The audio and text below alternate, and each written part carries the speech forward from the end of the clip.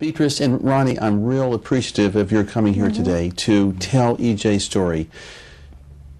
A lot of parents will feel a lot more hope and not so helpless hearing your story with EJ. Before you came to us, what was EJ like? What were the biggest difficulties he was having? How did you feel about his future? Well, not too much future for EJ. At school, he was hurting kids, biting them, really defiant. How old was he when they diagnosed him on the autistic spectrum? He was 4. He was 4, okay. Yeah, 4 years old. So he was biting kids and fighting. Oh yeah, biting kids, fighting, throwing chair, not able to control him in the classroom.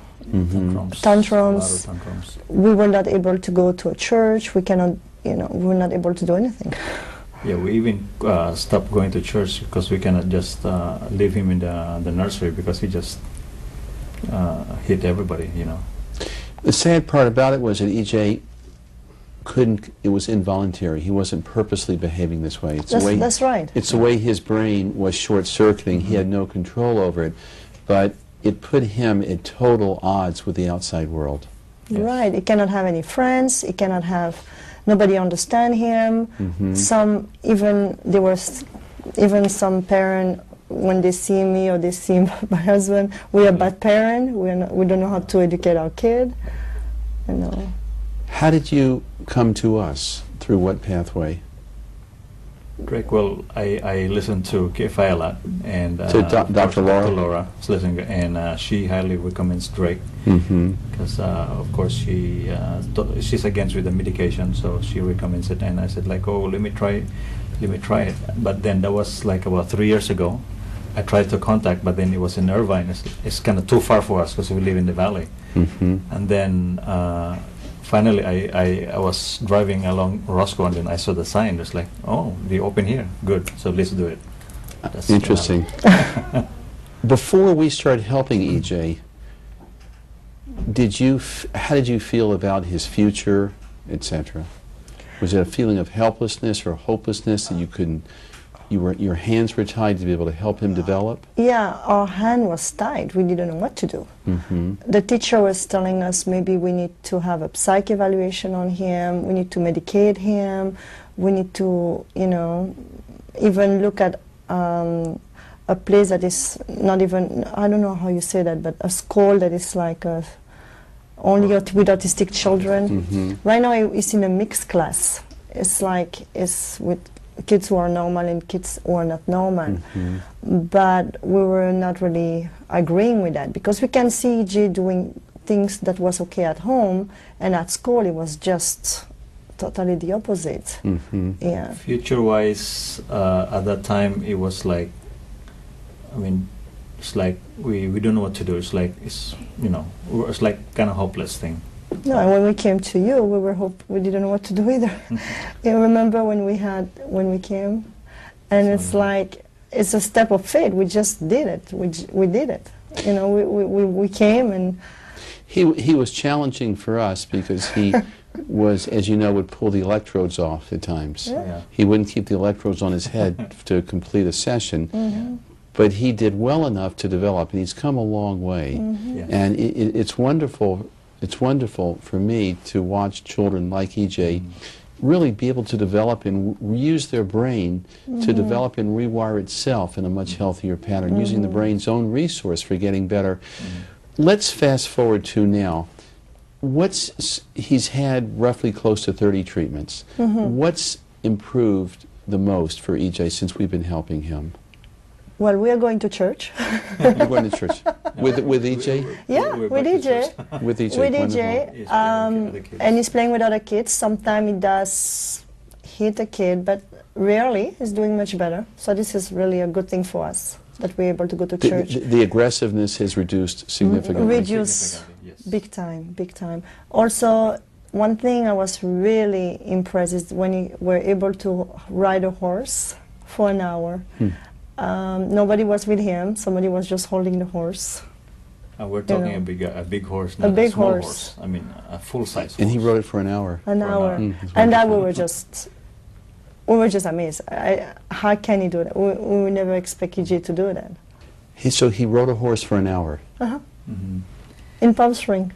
Palm Springs. Another thing too, because he doesn't like, before he doesn't like anything that's like touching his face.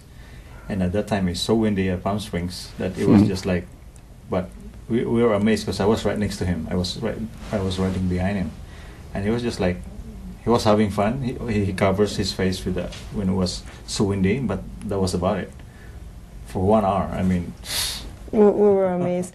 And another thing too, he doesn't like water, but now he's able to swim. Yeah. And he put his face in the water. So they do have a lot of improvement. So he must be much more self-confident. He is more self-confident. Much more self-confident. Is he very aware of his improvements and that he gets along with kids much better? Yeah, he can. Sometimes it's like, I think it was 2 weeks, he was telling me, Mommy, why I don't have a friend? And then I said, well, because you need to be nice with your friend. You have to talk to your friend. You have to, you know, you don't take their toys away. You don't do things, you know, you have to share. So yeah, it was alert of what he was doing. It's like if a little boy come to me and say, you know, EJ did that to me, EJ will say, well, I want to have friends. I want to, you know, you want to be part of the group now. That before, no, it's like. And give them a hug. And he give them a hug, yeah. He gives them a hug now? Yes. Yeah.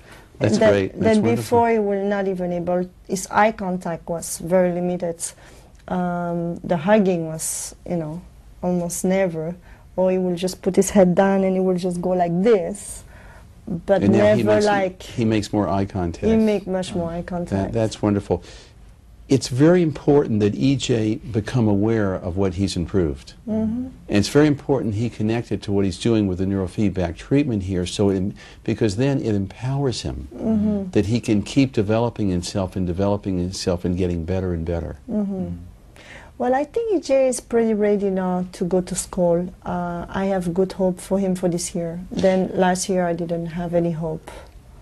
You know, very frustrating. Every day I get called by the teacher, They become regulars. the principal. He is more in the office than in his classroom. They were even thinking to put him in a special group, you know, with only autistic children. Which could have only damaged his self-esteem more, or his self-image more. Yeah. What I want you to do is keep acknowledging to him where you see improvements. Help him become more aware of where he's improved. Then those improvements become what we call more internalized inside of him. It just becomes who he is, and then he can develop to other levels. So basically, it's his tantrums and aggressiveness are greatly diminished. Right. His ability to socialize with peers is improved. Follow through on task, listening better. He listened better. Well, of course, you know, he's also a kid.